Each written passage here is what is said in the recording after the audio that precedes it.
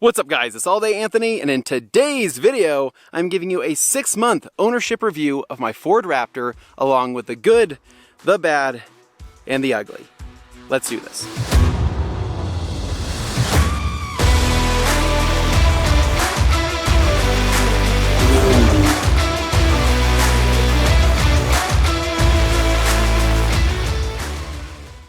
Alright guys, and welcome back to the channel. Today, we are on top of a mountain. Literally, we're actually on top of a ski mountain right now, as I thought this would be kind of a cool place to shoot this video. But the real point of today's video is to give you my 6-month update. So I have owned my new to me 2017 Ford Raptor in Avalanche Gray for the last 6 months. And in those 6 months, I put roughly 3,500 miles or so on the truck. Now I know you might be thinking, Anthony, 3,500 miles in 6 months, that's rookie numbers. Well, truth be told, I have a relatively short commute to work each day, but I do drive this truck virtually every single day. But believe me when I say, a lot can go wrong in 3,500 miles, especially on a second-gen Raptor, and I'm going to get to that here in just a little bit. But what I want to do is give this truck a compliment sandwich. We're going to start with the good, talk about all the positives, why I love owning the truck, give you an update on all the modifications, and then we're going to go for a drive and get to the bad, and then the ugly, and then we're going to end on hopefully a good note. But anyways, we have a lot to cover in today's video, so let's do it. So starting off with the good and some of the things I love most about this truck and continue to love about this truck, I would say one of the biggest things has to be the looks. The second gen Raptor is just a killer looking truck. It's mean, it's aggressive, has an extremely wide body on it, the front end is menacing. It's just a very, very good looking truck. The third gen Raptors also look good, I'll give them that. The first gen looked pretty good as well, kind of starting to show their age, but the second gen, there's just something about it, man. They really nailed it when it comes to the looks, and I think that that was one of the biggest things that really aesthetically drew me to this vehicle and wanting to buy it in the first place. So I have to start with the looks, because every time I walk out to this truck, every single day, I'm always like, hot damn, that's my truck. Now, one of the next biggest things I love about the truck has to be the overall driving experience. Now, I don't think it's any one particular thing that makes this truck fun to drive, but it's really a combination of everything that Ford put together that makes it fun to drive. And the fact that I'm saying a truck is fun really kind of says a lot to me. So the twin turbo EcoBoost has plenty of power, 450 horsepower, 500 something foot-pounds of torque. It's an absolute riot. It's a ton of fun. The Fox suspension feels extremely comfortable around town, and it's also extremely capable off-road. Now, I have yet to really test the off-road portion of this, but even around town, it's a blast and extremely comfortable. I mean, I know my back loves it, so that probably says something, but I really do like the suspension and overall how the truck feels and how it handles. Now, the other biggest thing has to be a lot of the interior features. Now, for myself, I never really had all this stuff with previous vehicles. Heated and cooled seats, a heated steering wheel, a killer sound system, awesome seats, adjustability all over the place. This is all stuff that was relatively new to me in terms of truck ownership, but I will say the combination of that, the roomy interior, the fun to drive aspect of it, and again the looks, it really is kind of like the complete package of what would make a killer truck, and that's what makes it so fun. So it is baking right now.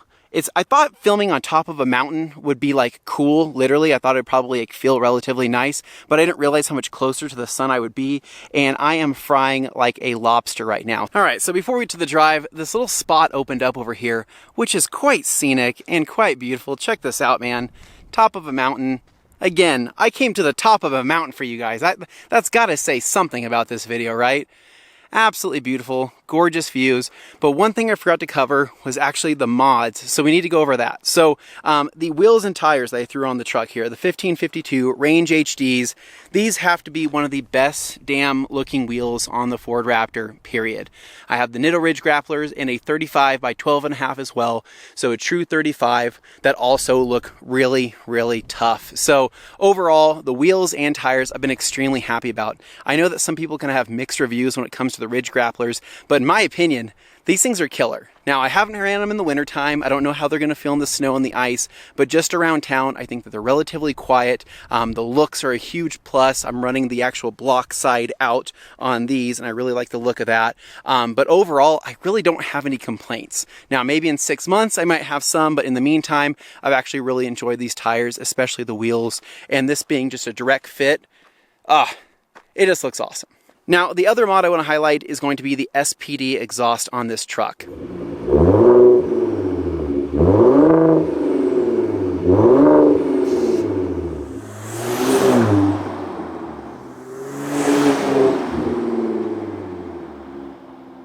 I don't care what anybody says, that sounds amazing. There's so many haters out there that hate on the 3.5 EcoBoost, and honestly, you guys are wrong. I mean, this sounds good. This particular muffler setup sounds amazing. The SPD trombone with the Helmholtz muffler is arguably the best setup that you can get for these trucks, and it really sounds good.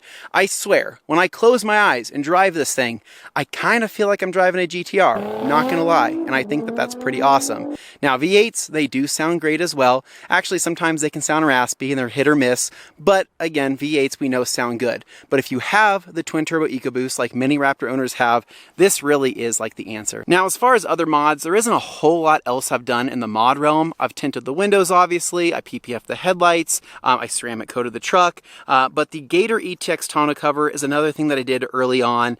And I'm kind of hit or miss about it. I'm not really sure because I did it because I thought it'd be an affordable option just to kind of get me by, as it was like the best reviewed, cheapest tonneau cover on Amazon. And the fitment's great. I think it even looks quite nice for a soft top. But when I look at the truck with kind of the complete package, with everything I've done with the wheels, the tires, the tint, I kind of regret not going with like a backflip MX-4 or something of that nature that really kind of fits the aesthetic of the truck. I really did the soft top to get more use out of the bed, as I can just roll this all the way to the top and then get my full use of the bed.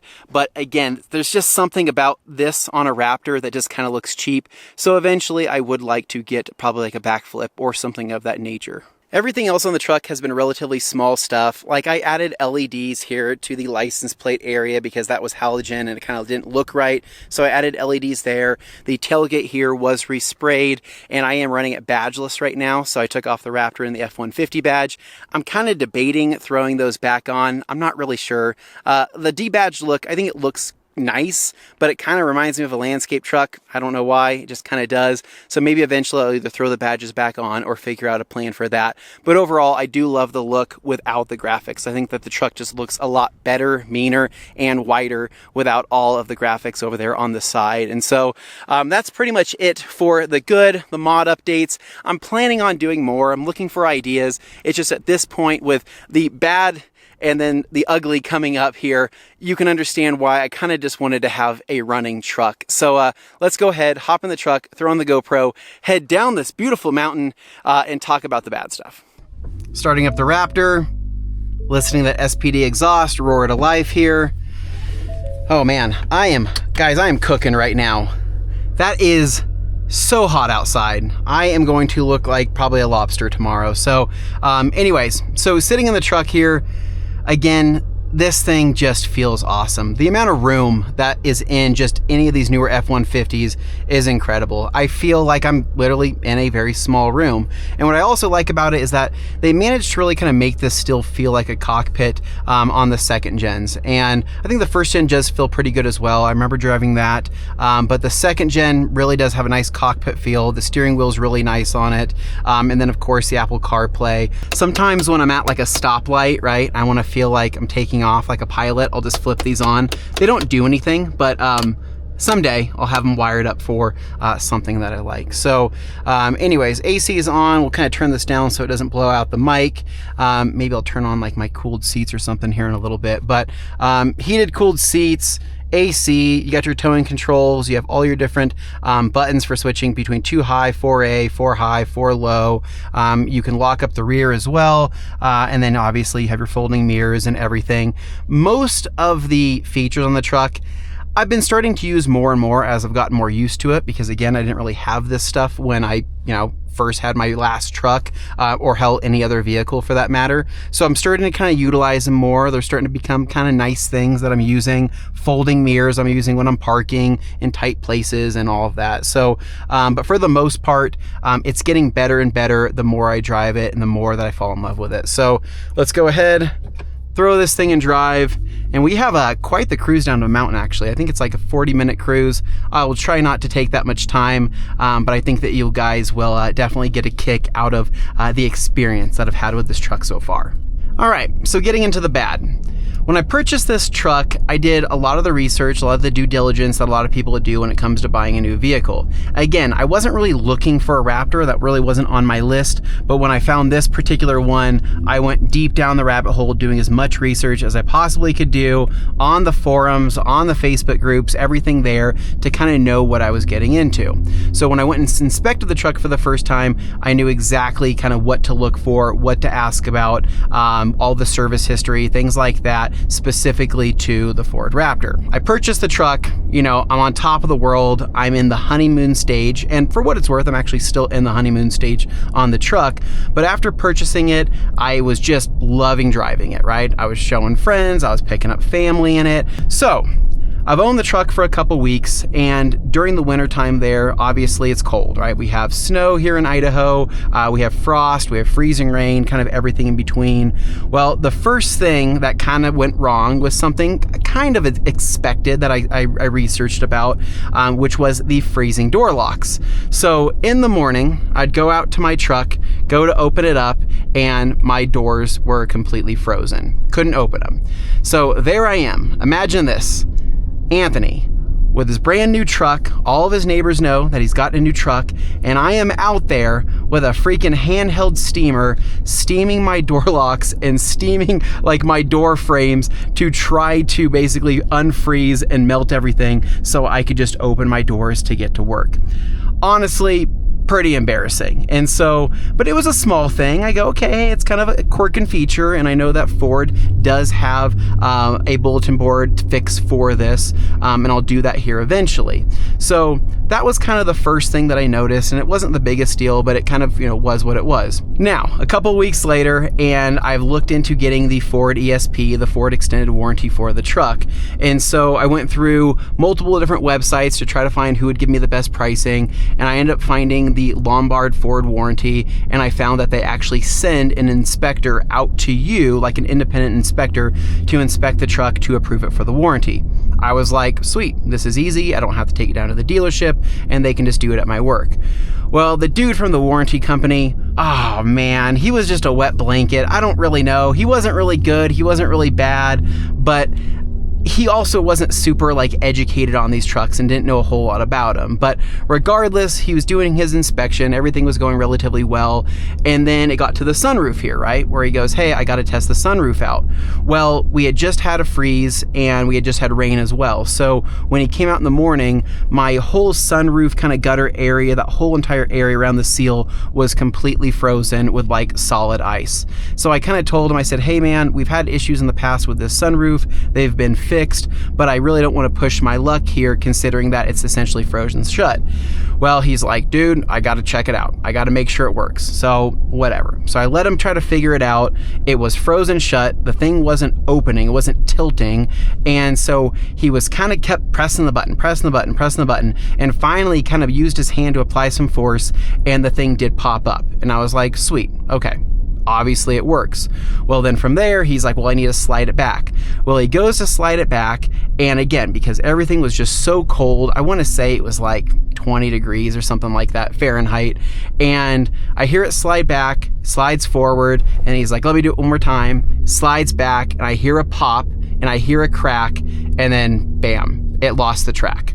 So something in the track broke, whether it was brittle plastic or whatever, and the sunroof no longer slid open. So I was like, you know, in the grand scheme of things, he was like, I'm sorry about that. You probably should get that looked at, but everything else looks pretty good, right? So anyways, that happened. I didn't really think much of it, as I'm like, well, I'll fix it myself. It shouldn't be that bad, or I'll just take it down now that I have the ESP and have them do it. So that's two things, right? That has gone bad, and within the span of probably, I don't know, 3 weeks or so.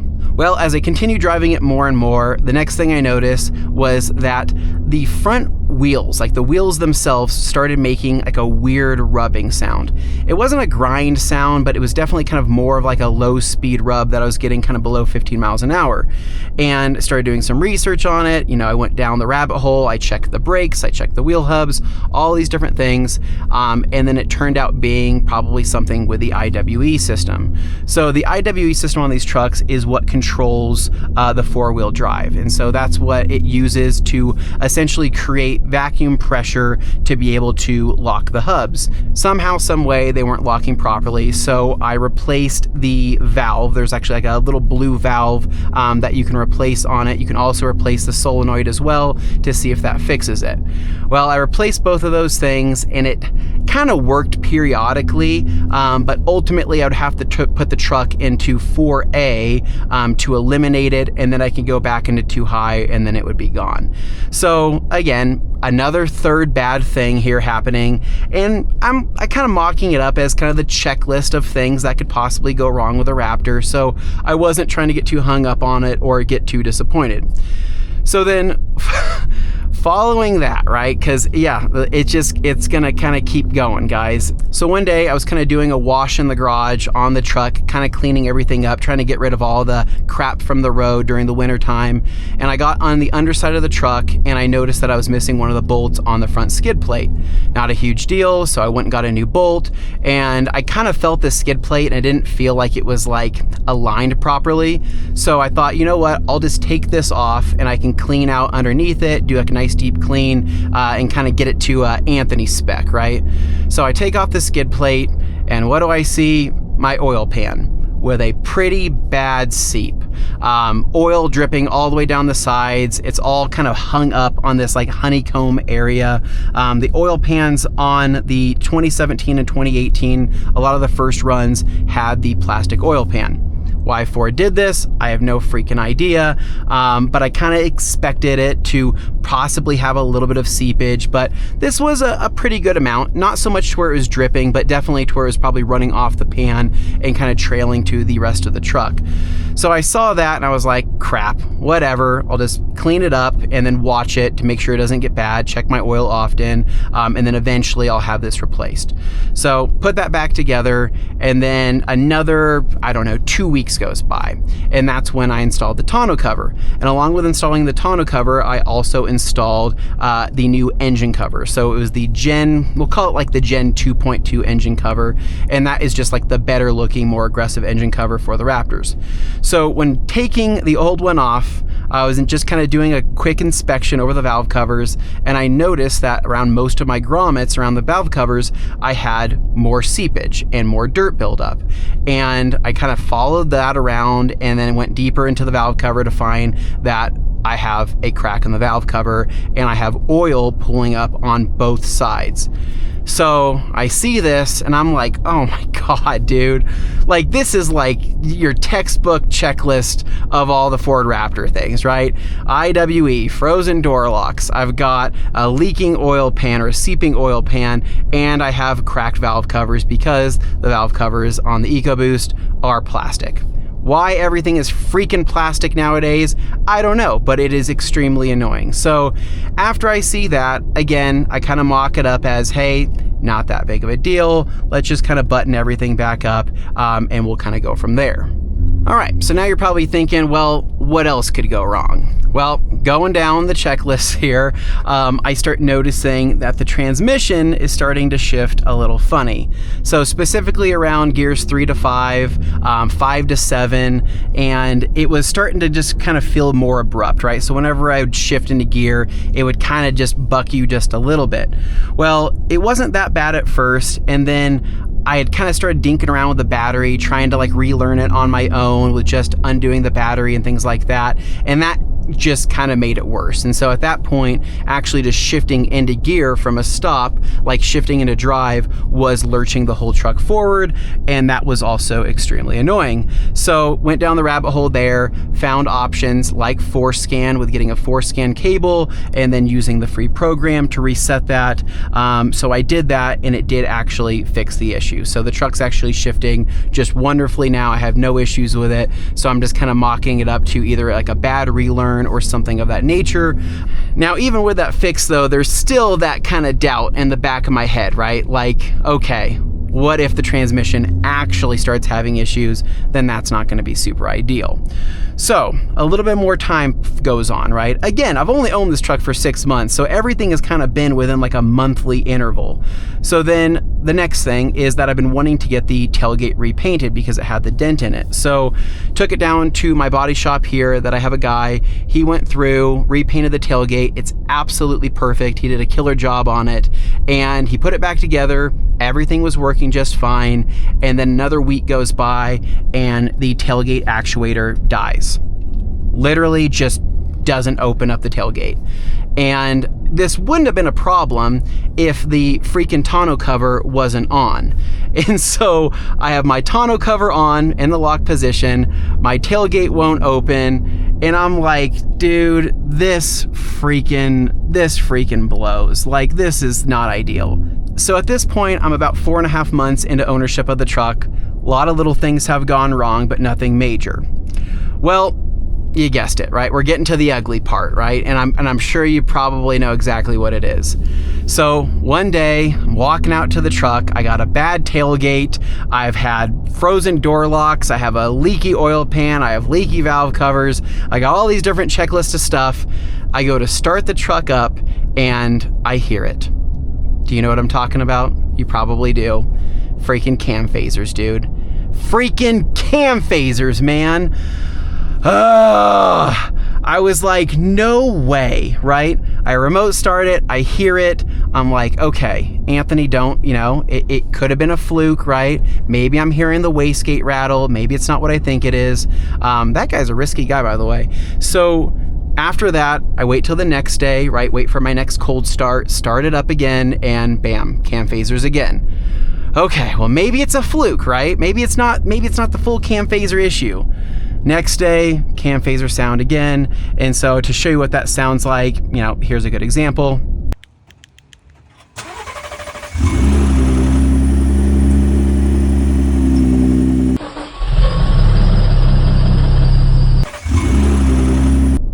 So now with the cam phaser rattle and everything else above, I'm like, dude, I'm taking it to the dealership. So I took it to the dealer, kind of explained everything.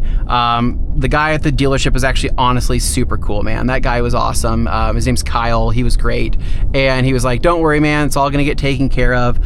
We'll have it back to you in just a few days. And so dropped it off, and they actually finished the job in 3 days. And so what ended up being the case was, again, valve covers, yep, those are cracked. Oil pan did have a seep, so that needed to be completely replaced. They also had a brake master cylinder recall, so they did that as well.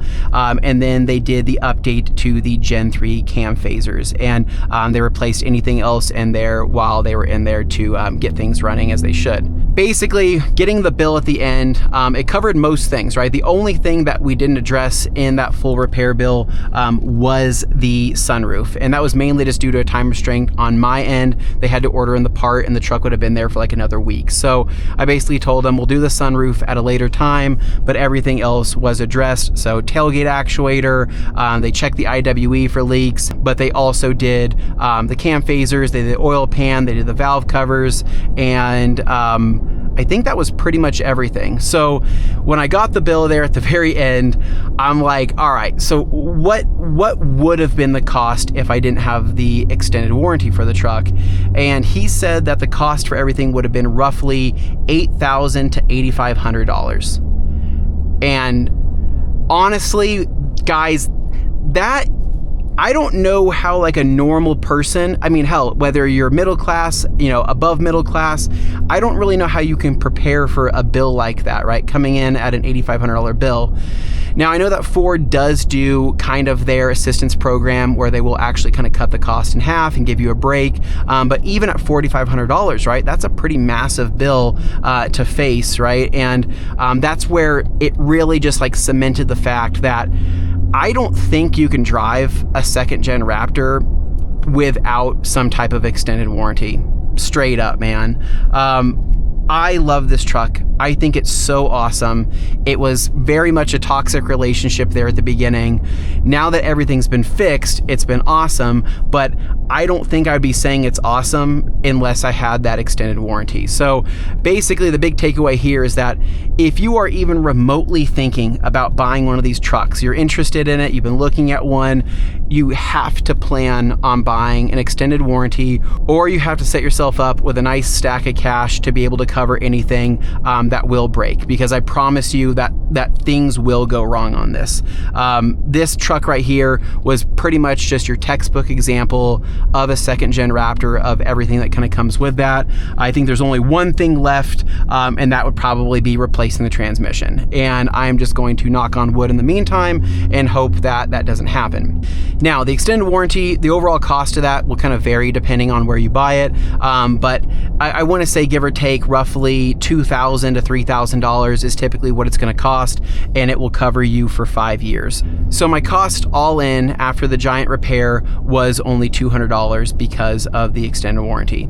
Now, it's weird for me to say because I don't believe in extended warranties. I've never had warranty on any other car ever, and when they try to pitch it to you, I'm like, no thanks. But like, knowing what I know now, and you guys now knowing what I know now, you kind of have to get it, man, because again, you could do cam phasers for cheap if you're willing to do it yourself, but it's probably going to take you roughly a week to 2 weeks to do if you don't have any experience doing that, because it is a very massive job. So again, it's probably what your time's worth when it comes to fixing things, and I think that don't let it deter you from buying one of the trucks, especially if you are mechanically inclined, it can do that. But if you don't really have the time or the expertise to fix every little thing wrong with these trucks, then the warranty is a must. You kind of have to have it.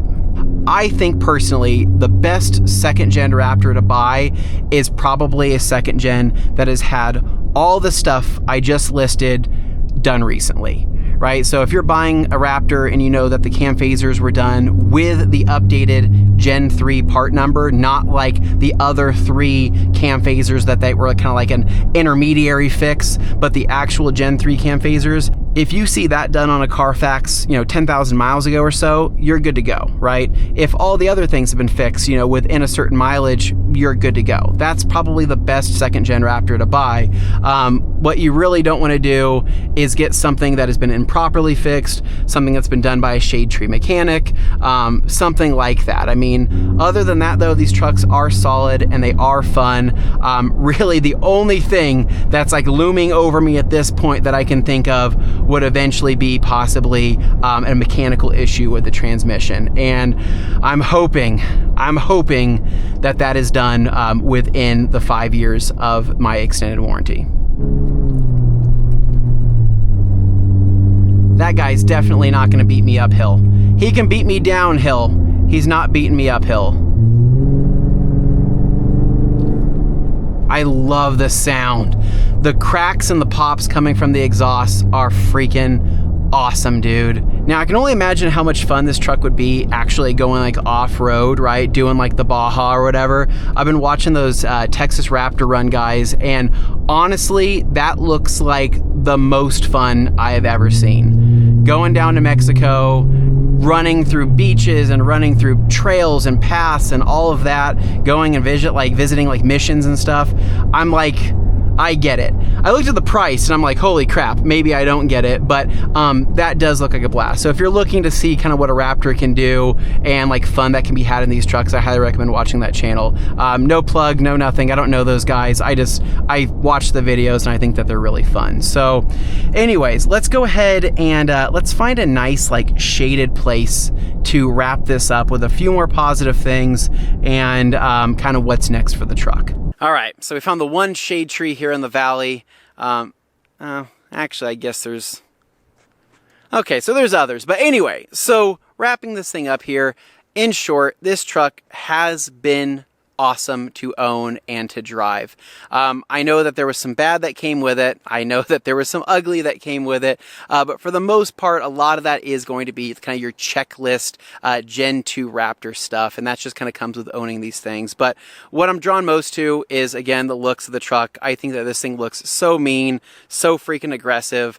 Next biggest thing is going to be the driving experience. All the amenities, the suspension, the power, the awesome sounds that the SPD exhaust makes. And again, the opportunity to tune more and be able to do more in the future. But really your biggest negatives there are going to be everything down that checklist, right? And so when it comes to buying one of these for yourself, just kind of make sure you do the due diligence and do your research, ask questions when it comes to buying one of these things. And probably the number one thing would be making sure that the cam phasers have been done, that the cam phasers are done with the most recent Gen 3 cam phasers, right? Not the Gen 2.2s, the 2.3s, or whatever it was that came in the late 2019s, 2020s, but the actual Gen 3 cam phasers, because that does seem to fix the issues. So I'll leave you guys with this for this video. The Raptor content is not the most popular here on my channel. It's not the most loved. And really, I'm just making these videos because there's not much else out there. But in order for me to make more of these videos and more coverage here on the truck, I really do need some love, whether it's in the form of likes or comments or anything in between there. That's what's going to motivate me to keep making videos on this. Otherwise, this will probably go on the back burner and other things will become more of a priority. So I'm just kind of wanting to help the community out, and hopefully you did find this video helpful. So as always, if you guys love my videos and you want to see more, please make sure to give me a big thumbs up, subscribe down below for more, and I'll catch you guys in the next one. Salty Anthony. Peace.